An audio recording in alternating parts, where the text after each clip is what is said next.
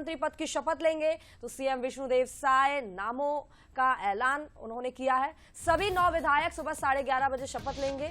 सरगुजा संभाग से जानकारी आपको देते चले 3 मंत्री, बिलासपुर संभाग से 2 मंत्री, दुर्ग से 1, बस्तर से 1 और रायपुर संभाग से 2 मंत्री बनेंगे। ऐसे कुल मिलाकर 9 मंत्री मंडल का एक गठन में शामिल किए गए हैं और आज ये शपथ लेंगे। दुर्ग से 1 मंत्री, बस्तर से 1 मंत्री। तो विष्णु देव साय के मंत्रिमंडल का गठन आज 11:30 बजे शपथ ली जाएगी।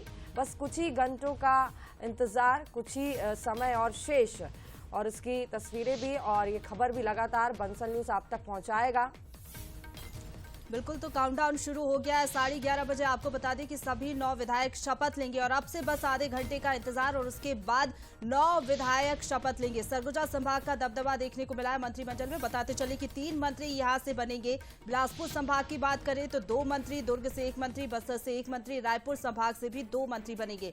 तो साय कैबिनेट के नाम देख लीजिए। ब्रजमोहन अग्रवाल जो कि सीनियर लीडर है, रमन सरकार में मंत्री रहे, एक बार फिर से इनको मौका। ओपी चौधरी पहली बार ये मंत्री बनने जा रहे हैं, आईएएस अधिकारी ये पहले रहे। दयाल दास बघेल की बात करें तो ये भी कैबिनेट में शामिल होने जा रहे हैं। तो ये वो तमाम नाम आपको बता रहे हैं, ये वो तमाम विधायक हैं जो कि मंत्री बनने जा रहे हैं। केदार कश्यप की बात की जाए तो ये पहले भी रमन सरकार में मंत्री रह चुके हैं। श्याम बिहारी जायसवाल भी मंत्री बनने जा रहे हैं। तो ये साय कैबिनेट के नाम है, यानी कि इनके साथ सरकार चलाएंगे विष्णुदेव साय। लक्ष्मी राजवाड़ी की बात करें तो ये सबसे कम उम्र में विधायक बनी है, महज 31 साल की उम्र में ये विधायक बनी और मंत्री बनने जा रही है। टंकराम वर्मा की बात करें तो ये भी नया चेहरा है। तो देखिए किस संभाग से कितने मंत्री है वो आपको बता देते हैं। बिलासपुर संभाग से 2 मंत्री बनने जा रहे हैं, सरगुजा संभाग से 3, इसके साथ ही दुर्ग से 1 मंत्री, बस्तर से 1 मंत्री, यानी का सरगुजा संभाग का दबदबा देखने को मिला है। रायपुर संभाग की बात की जाए तो 2 मंत्री यहां से बनने जा रहे हैं। चलिए थोड़ा सा रिकैप कर दें और जानकारी आपको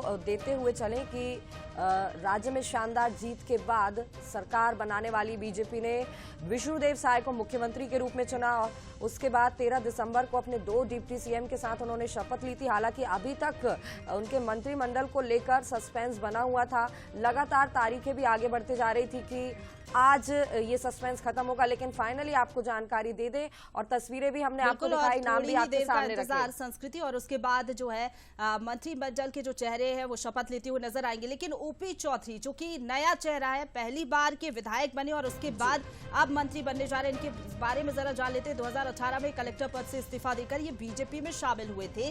2018 के चुनाव में खरसिया से ये चुनाव लड़े थे लेकिन हार गए थे। बीजेपी प्रदेश मंत्री की जिम्मेदारी भी इन्होंने निभाई है और अब ये रायगढ़ सीट से विधायक चुनकर आए हैं। इनको बड़ी जिम्मेदारी पार्टी देने जा रही है। वही चेहरा जिनके बारे में अमित शाह ने कहा था कि ओपी चौधरी को बड़ा आदमी बनाएंगे। तो देखिए बड़ा आदमी उन्होंने बना भी दिया, क्योंकि मंत्री ये बनने जा रहे हैं, पहली बार के विधायक है, नया चेहरा है और ऐसे में जातिगत समीकरण को साधते हुए पार्टी ने बड़ा निर्णय लिया है और इनको मंत्री बनाया जा रहा है। हालांकि कौन सा विभाग मिलता है इसके लिए थोड़ा और इंतजार करना होगा।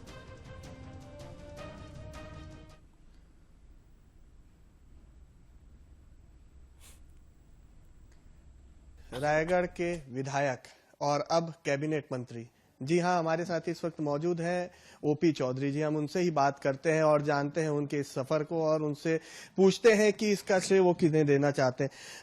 लंबा सफर रहा आपका और अब कैबिनेट मंत्री आप कहलाएंगे, किसे इसका श्रेय देंगे?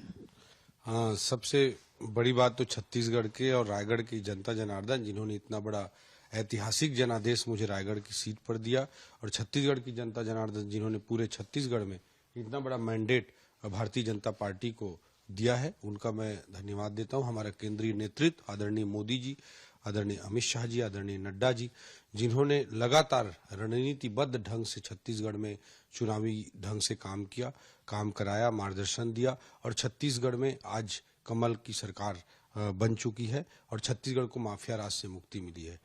रायगढ़ से विधायक आपने बहुमत वहां से बड़ी जीत हासिल की और अब उसके बाद कैबिनेट मंत्री रहेंगे, तो दोनों क्षेत्रों में कैसे तालमेल बैठाएंगे, क्योंकि रायगढ़ को भी आपको फोकस करना रहेगा?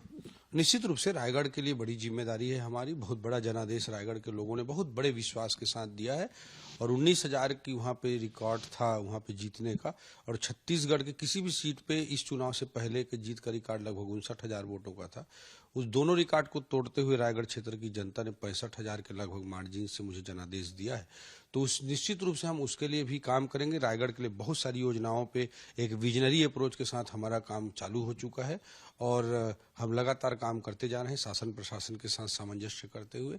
और छत्तीसगढ़ में कैबिनेट मंत्री के रूप में जो भूमिका तय करेगी पार्टी, उस पर भी मैं पूरी तरह से 100% देते हुए ईमानदारी के साथ उसको भी निभाऊंगा। जो भी विभाग मुझे दिया जाएगा उस पर अच्छा काम करूंगा। ये थे ओपी चौधरी, जिन्होंने बताया कि जिंदगी में उतार चढ़ाव आते हैं और उस उतार चढ़ाव के साथ ही जिंदगी का सामना करना चाहिए। और ये भी कहा कि जो पार्टी ने उन्हें जिम्मेदारी दी है वो उसे बखूबी निभाएंगे। कैमरामैन योगेश के साथ गौरव शुक्ला, बंसल न्यूज, रायपुर।